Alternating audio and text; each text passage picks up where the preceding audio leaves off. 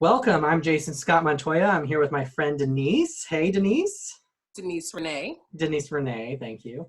Me and Denise Renee met about 10 years ago at a co-working facility at an event she had. She's been to some of my events, and we've stayed connected on social media. So tell us about yourself, your story, and what you do. Okay, and excuse me, I will be drinking from time to time because I am battling and duking it out with allergies and all that kind of stuff. So if I go into a coughing fit, just don't mind me. But yes, I'm Denise Renee. That is my whole and entire first name. And yes, I make people say both of them because it is what it is. I'm sorry, but it is what it is. I'm a writer and actually a musician as well. What instrument or what type of musician? Oh my gosh. So my main instrument would be keyboards. I actually led worship when I was in New York. I led worship for a church for about 13 years. And I just about a year and a half ago, I just stopped playing at another church here. But I played there for like about 5 years or so. Okay. But, play, sing, produce. Back in college, I actually played saxophone. I played percussion. I played, if I got my hands on it, I played it. Yeah, any instrument. Yeah, so, I like to call myself a creative entrepreneur. But, right now, music is a little bit on the back burner. It's coming back, but, it's just not at the forefront right now. The thing that's always been at the forefront for me is actually writing. So what I do these days is I help coaches, consultants, executives, and entrepreneurs to write books that help them to expand their brands, give them that authority and credibility that they're looking for, and start attracting opportunities like speaking engagements and media opportunities and clients and all that kind of good stuff. Yeah, cool. And so, on my blog and in the content that I create, I'm always talking about living smarter, working smarter, living better, working better. And so what does that mean to you to live better, to work smarter? Is that something you strive for? How do you go about it? Living smarter and working better for me right now, today, means getting a good night's sleep, being well rested, not stress eating, eating the right things, being really just fueling myself mentally, spiritually, physically, so that I'm able to be the best version of myself. And why does that matter to you? Why be the best version of you? Because the thing that I fear most in life is not death.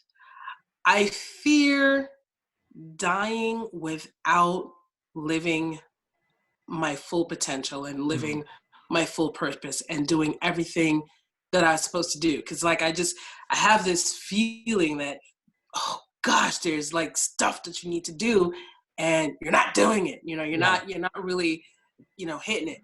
I haven't quite hit that stride just yet. And for whatever, the reasons. And that's the journey, right? Just unpacking and lightening up the load and saying, okay, let's push forward and be, that light in the dark place, be that live help without to regret. Yeah. When I do that, I'll feel like, okay, I can go in peace because I did everything. You're not saying on my tombstone that there went a lot of potential. No, I want to live out my full potential. Yeah, there's a podcast I listen to called Creative. Now I'm forgetting the name of it, but anyways, he talks about how he actually wrote a book called Die Empty, and the idea is when you die and you go into the grave that you leave nothing behind. So you give it all out. I'm with it. Yeah. So tell me more about what is living better, working smarter. How does that play out in your personal as well as how does it play out in your work and the clients that you work with? Well, like I said, I mean, I right now I'm really focusing on those seemingly basics, but we get those basics wrong. At least I'll admit I get those basics wrong. and I just, I And don't, what would I be don't, some examples of some of those basics in your mind?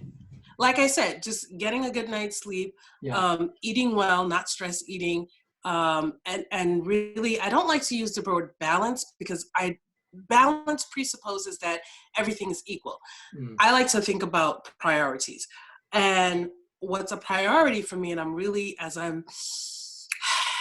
the numbers on my license say that I'm aging. No way. In my mind, I'm eternally young, but my body is like, girlfriend, no. And these basics are just really coming into play. And it's like, if I don't take care of myself, if I don't take care of my body well, I'm just not at peak performance to be able to manage and steward the time that I have during the day well. To do the work that I need to do, to be present for my son, and my family and friends and things like that. So it it sounds like the advice that you get all the time, but it's like, it's so important. I don't Yeah. know. I'm just really Yeah. feeling, I feel the difference when I do not get a good night's sleep. I feel like crap all day long, Yeah. and I'm dragging, and all I want to do is have a nap. And I'm like, Yeah. it Yeah. just throws me 100% off. So it's like, if I focus on those basics, I get them right, everything else falls into place for me. Yeah. And in a previous interview that I did with Travis Dahmer, he said the same Oh thing. my He God, that said interview was so good. I loved it. he said, talking about sleep and how we He was as a all right. society are undersleep. Are under rested. We don't get We enough are. sleep. Mm-hmm. Yeah. He is so right. So you mentioned priorities. Like, what does it look like when priorities are out of whack for an entrepreneur? I think, as we were just chatting a little bit before we got started, things are always shifting and changing. And I have a tendency to just want things to just be the same. Um, and the longer I kind of resist things changing, the harder a time I have adjusting. So, Mhm. I've really been talking to myself lately, like, just you cannot be so, you can't grab onto things so tightly. You have to be more flexible. Yeah. Things will change. I mean, this whole coronavirus situation, Yeah. is made a whole lot of things change on so many different levels. And, right now I'm just like, okay, it's made me reevaluate my priorities. What do I want to do? What do I not want to do? How do I want to do it? And right now I'm taking action on some things that, were sitting on the back burner. I'm like, okay, well, it's time to bring those things to the forefront. Some might say, oh, that's a really inopportune time. But I'm like, you know what? There is no time like the present. Like, Yeah. there's always going to be something. Yeah. Today it's coronavirus. Things could get back to quote unquote normal in a couple of months, and then it's going to be something else, whether Mhm. it's a worldwide pandemic or it's just something in your life where, now you're facing your own personal or a family member's health crisis. Or, some client walks out the door and it's like, okay, that was like half my budget for the year. I mean, I've had those things happen to me. And so it's just like, I'm just learning with the different things that just keep happening in life. It's like, okay, I have to just mentally be prepared to just stay Mhm. flexible, stay Yeah. pliable. And if I need to reshift priorities. Yeah. And so what gives you grounding as you've moved through these different difficult seasons of your own life and as we are in this season, and what could help give others grounding that may not have that feel like they're floundering about in the storms and waves around us? I, I, you know, um, I have a particular faith expression, and I'm always happy to give someone my testimony of my experiences. Yeah. I'm not here to throw a Bible at you or anything like that. But if you want to know how Yeah. I get through, I'm just saying, Yeah. Jesus. Um, honestly, and and my faith, my personal faith expression, I'm not one of those people who is like, Jesus is going to come up off of heaven, off of his throne in heaven, and come down and literally take the wheel for me and do everything for me. Mhm. No, I'm not that crazy. But I do believe that, in prayer, you get guidance on what to do next. We've already been, as in our faith expression, we believe that we've already been given authority and dominion here on this earth realm. God don't need to get up and do anything. He already did everything. He gave it to us to handle it. We got to Yeah. handle it, Yeah. right? So my responsibility is to say, okay, what's my direction? What do I do next? How do I do this? And then to follow the leading that I've been given, and to trust and know that, in all the crazy up and down roller coaster circumstances of my life, God has always come through for Mm-hmm. me. And so I always know that I will be okay. I may not know how, I may Yeah. not know how things are going to happen, when. I'm just concerning myself with the fact that Yeah. I'm Yeah. going to be good. I'm going to be all right. So. So with that sort of reassurance and peace that you have, how does that help you lead others? How does that help you direct and guide others that may not know where to turn or may not have that peace that you have or that foundation that you have? How are you going about helping others in that regard? Like I said, I mean, all I can do is share with you my testimony and share with you how it works for me. Yeah. And if that is a path that you're interested in following, I'm happy to help and guide down that path. I personally, I don't know another way. Yeah. Yeah. Right? I don't know another way to give you. Yeah. This one's just working for me. Yeah. Yeah. So when you think about the idea of mentoring people, like what comes to mind and how does that play a role in your life?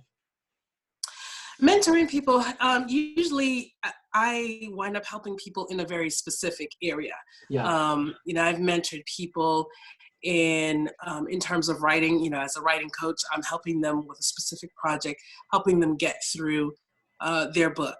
Yeah. I've mentored we mentioned a common friend, a friend that we have in common, and I shared with you how I met her a couple years back, and she was like, looking at me like saying, "Oh wow, you're doing exactly what it is that I want to do," and she wasn't really confident just yet, but over the couple of years, she has grown in her confidence, and we're always talking, and I'm always encouraging her, and seeing her growth and her business growth has been awesome and amazing. I wouldn't say that we've I wasn't like her official mentor, but I kind of mentored and kind of helped her along her path.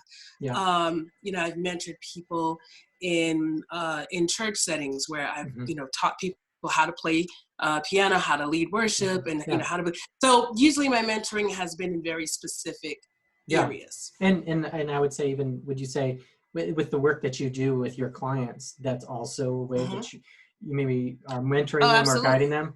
Tell us a little bit more about that. Absolutely. Exactly. So I work with people who are usually interested in self-publishing. Self-publishing is so accessible these days. You can kind of set your own budget, but people who are just stepping into that realm, they have a lot of questions, and there's lots of room for making mistakes.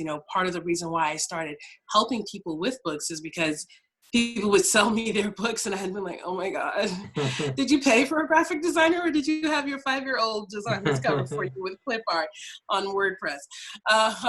And why? What is it? Do they just think if you put something out there, it doesn't have to be good? What's the reason people do that? I think there's so many coaches that have or gurus or experts that they've done a book, and so now they want to turn around and help other people write a book. And writing a book gives you expert status and everything like that, and those things are definitely true.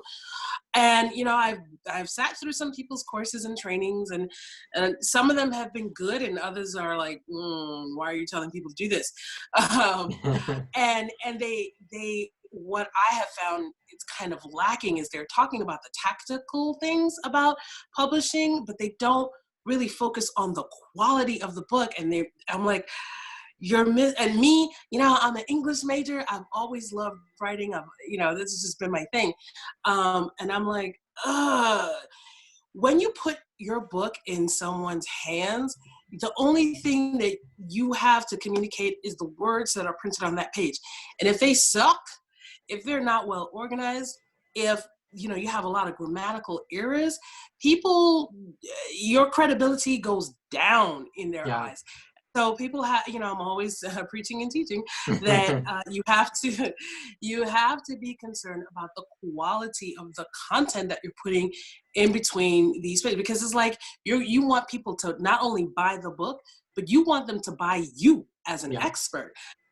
So if you don't present those words well or Mm-hmm. present your ideas well, you may have sold some units, but the other things that you're looking to get on the back end, those invitations to be a speaker, those clients trusting you, all of that stuff, you're not going to get. Yeah. You're not going to get people referring you and saying, oh, get this book because it's amazing, because it was a crappy read. And Mm-hmm. most people will not be able to dissect and analyze why it was a bad book.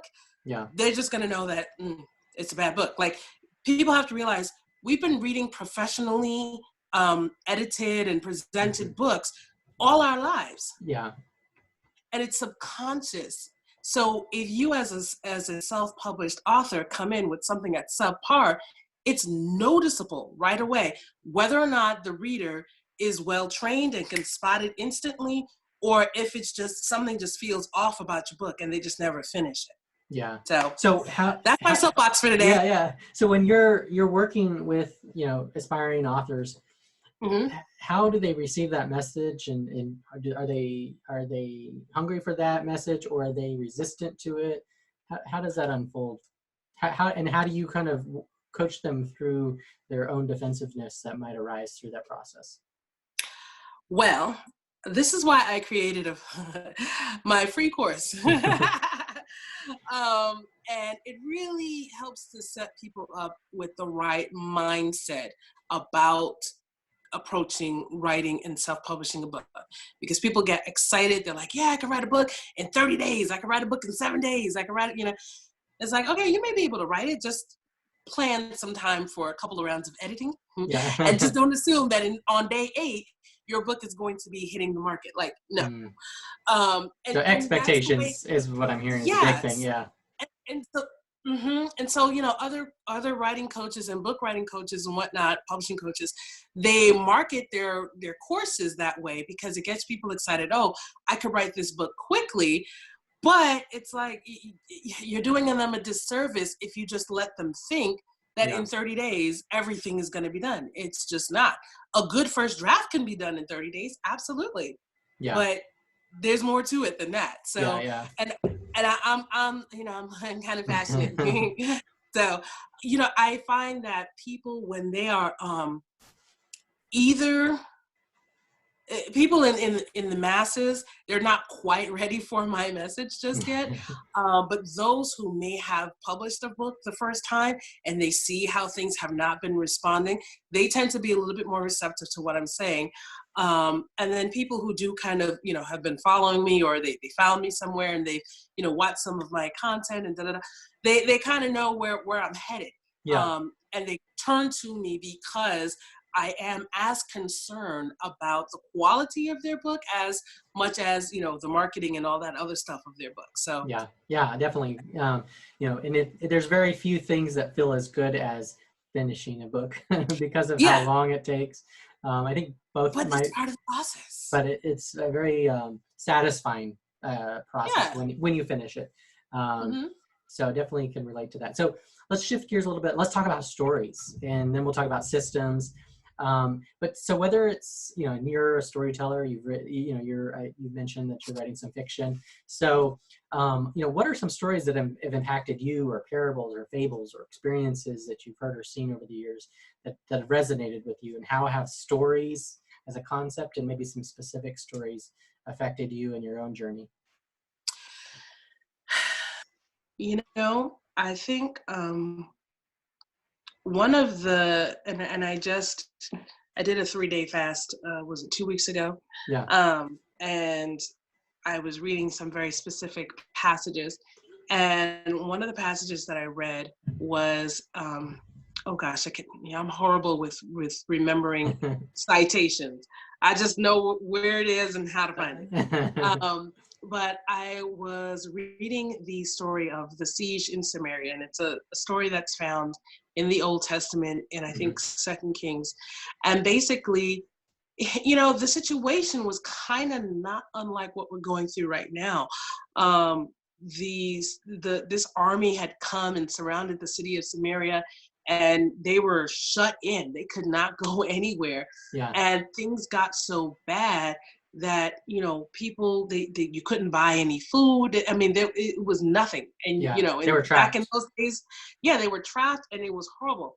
And what I love about, this particular miracle is that, the people living through that, they had no idea when and where relief was going to come. Mm. But relief literally came overnight. Yeah. And it took just a few simple steps and few acts of faith by, two people that changed the tide for everyone. And I maintain that kind of faith that, what, something really simple can always change the tide and Hmm. have such a huge ripple effect, not only for your own life, but for the life of others. And that's a story I love to go back and reread and refresh and just really re-up on my Yeah. faith Yeah. Yeah. with. Yeah, that's So awesome. And there's that's many of those stories in those chapters, of hmm different, I think of, Moses at the Red Sea, and the Israelites just waiting there, but there is no escape. And as far as they know, I mean, we hear the story about the parting of the Red Sea. right. We know what We know happened, that but we know what happens, but when you're in the middle of it, there wasn't. you don't I don't. know. Nobody knows. So Mhm. so tell me more about stories and how they've impacted you, and why you want to write about them and why you want to write more of them. I think stories is how we communicate. Hmm. It's how we've been communicating from, before we had written language, we had oral language, and we pass knowledge down. I mean, the fact that we have the particular faith that we have is because people pass down stories. These are Yeah. these are stories. Hmm. Um, so they shape and they impact us, and they help us to really, give something to hook on to. And it gives us as individuals and as a culture, as a world, we we get to have those lessons and we get to keep them. Yeah. um, and we get to hopefully learn from them. Yeah. Sometimes we do, sometimes we don't. And human behavior is amazingly unchanged. The And it's cycle like, repeats. will we ever learn? But every now and then we have glimpses of brilliance, and we're like, oh yes, we learned this and we got this. And those of us, I mean, that's kind of why we have so many different types of books. I mean, honestly, there's nothing new under the sun. There's no new self-help book. There's no new trick or tactic. It's the same thing. It's just maybe this person's experience was a little bit different, and you could relate to this a little bit differently, or the way that this person kind of frames it will resonate a little bit more with you. But basically, I mean, we already have this information, but it's like we're the lizard brain and we need help. Yeah, yeah. So do you We think, need help. yeah, do you think the time that we're in, it's a crisis situation, the pandemic, does story have a place for us in this situation? Absolutely. I mean, I think that there are plenty of stories that we can look back on. One story that's playing out in the media that we keep reminding ourselves about is literally something that happened very similar 100 years ago. Yeah. Why didn't we learn from it? Yeah. And what can But we we have, learn from it to go yeah, forward, right? Yeah. but we have that story of the Spanish flu, right? Yeah. So we and now we're looking, and what's his name? I just watched this TED Talk from Bill Gates from 2015, where Yeah. he was saying we're not ready for something Five like years this. ago. Yeah. What happened? Yeah, and it's like, okay. And yeah, now that you say that, I had an article published, about a week and a half ago from Relevant Magazine on the early church and how they responded to pandemics in Rome. And it was their response that really transformed, and spread Christianity across the Roman Empire, which eventually Mm, became a Christian, um, empire in terms of the leadership and a lot of the systems. So they went from being persecuted to being the dominant, in that religion society. and Yeah, yeah, and that and changed Western society for forever. to today. Yeah. For good or for bad. Yeah. One thing I will say is that shucks, that thought just ran out of my head. It was like right there, and then it went out. But I think that sometimes we look at a situation and we're like, oh my God, this guy is falling and this is horrible. Da, da, da. But you know what? It's hard. It's hard to see what good could possibly come out of all of this.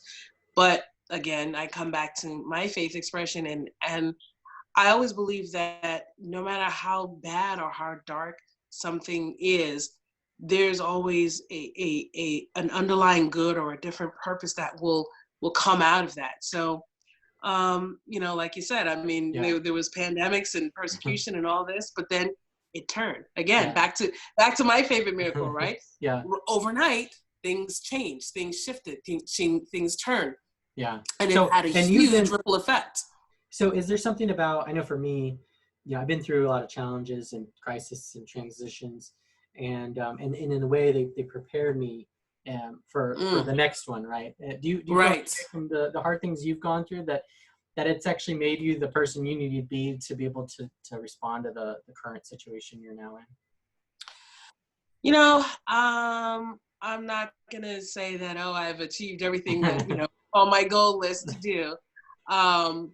I have a plan, and I'm working on the plan, and this pandemic hit me in the middle of working on the plan, and it's like, okay, well, we got to shift again and figure that out. But you've been faced with that type of pivot before, maybe not to this degree, or maybe even to a worse degree, because sometimes personal stuff can be more severe. Yes, it can. Did you develop any kind of grit through those previous experiences? Yeah, definitely. It has given me a better posture in the situation because I, actually just a couple of months ago, actually in January? Yeah, I got a call from a client. Things were humming along. Things are great. And the client was like, yeah, I got to stop this project. And I was like, okay, there goes a chunk of my budget walking out the door. But I understood the circumstances. And even if I didn't understand the circumstances, I didn't let it disturb me. I was just like, okay, well, we just have to shift what we're doing and how we're doing and da-da-da. And then 2 months later, here we go with this, and, affecting some other income streams because, I got to keep a couple of income streams going. And I was like, okay, well, we got to shift. So again, it's, for me, it's just that staying flexible, and just understanding that things are always going to change, and they may change more rapidly than I might care. But, the plan is still the same. The goals are still the same. And, I can still, I'm grateful that I'm still able to do what I do, even in the midst of what's going on. A lot of people are like, oh, business. There are definitely certain types of businesses that are 100% affected. Some businesses are just going to close down right now because they may not be able to sustain and just, hang out for 1 or 2 months of not having people come through the doors. Yeah. So those business owners and those employees and everything, they're going to have to shift and pivot. Thankfully, what I do, I'm, still able to do what I do.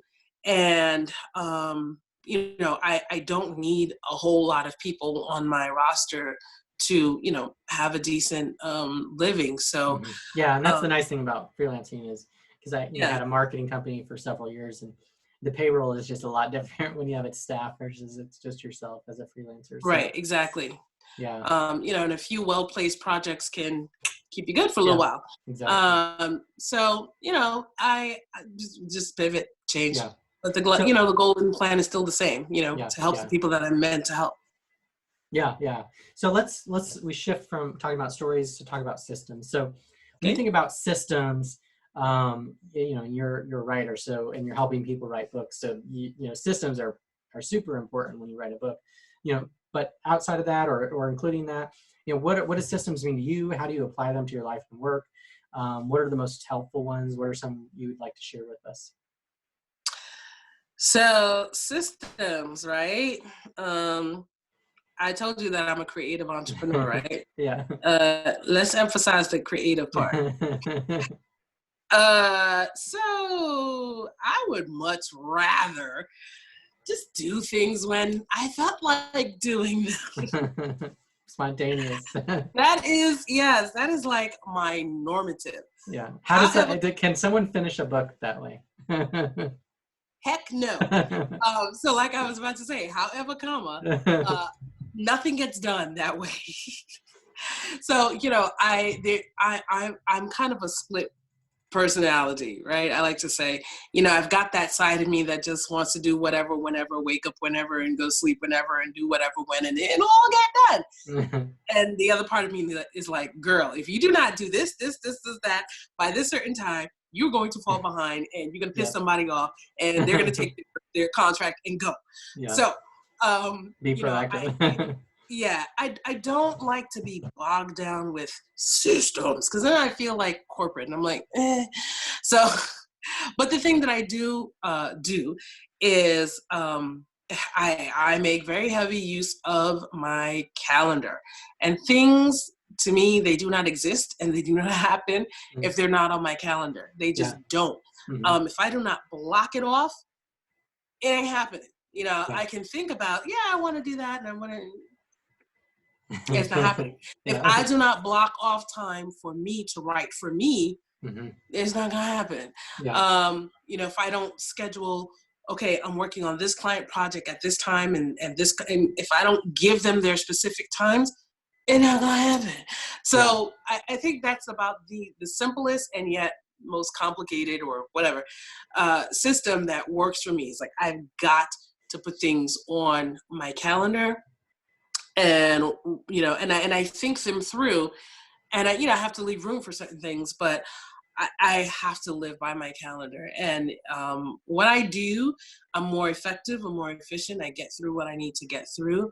Yeah. And when I don't, I suffer the consequences. Yeah. And then I just can't get mad when, oh, shucks, that didn't get done. Or when I don't do things, what happens is they bleed over into another day.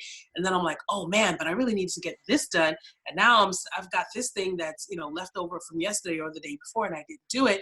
And then it's affecting other things. So Yeah. I'm always beating myself up when I allow that creative side, that flowy side, Mm-hmm.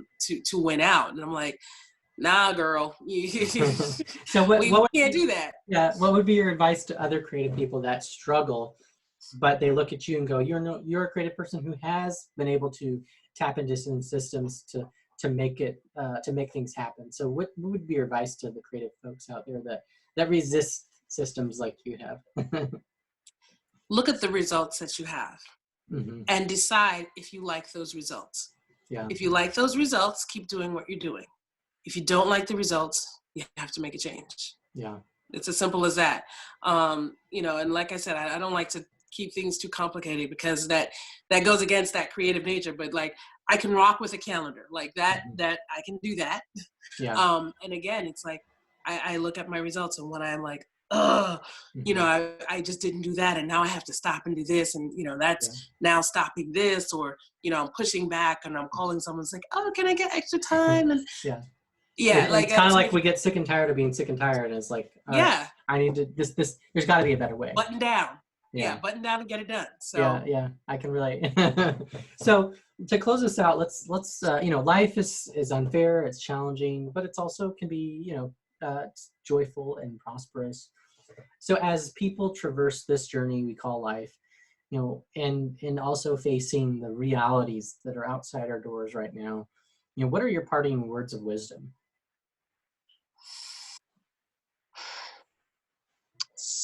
stay focused on what's most important to you. And for most of us, we can sit down and scream all kinds of, divisive things and racism and this, but you know what? There's so much more that unites us than divides us. And we're all concerned about the same things: our Mhm. health, our family, our loved ones, our community, So it's like, if those things are important to you, do the things that, protect and preserve that. Yeah. And it's like, if everybody had the mindset to take care of themselves and take care of the person to the right and to the left of them, we'd have an amazing world. Yeah. Yeah, I like it. Is there anything else that you wanted to share that you haven't yet had a chance? Um, I know your audience is, a lot of other freelancers and people who are looking to freelance. And, excuse me, one of the ways that people can kind of further what it is that they're doing is with a book. And if they happen to, be interested in some of the things that I was passionately sharing here earlier, they want to get a little bit more of that passion. They can definitely find me on my website, www.writeyourbooks.tips. Okay. And you can find me on Instagram using Write Your Book Tips, and find me on Facebook, Write Your Book Tips. And yeah, I got rid of Twitter because it was irritating.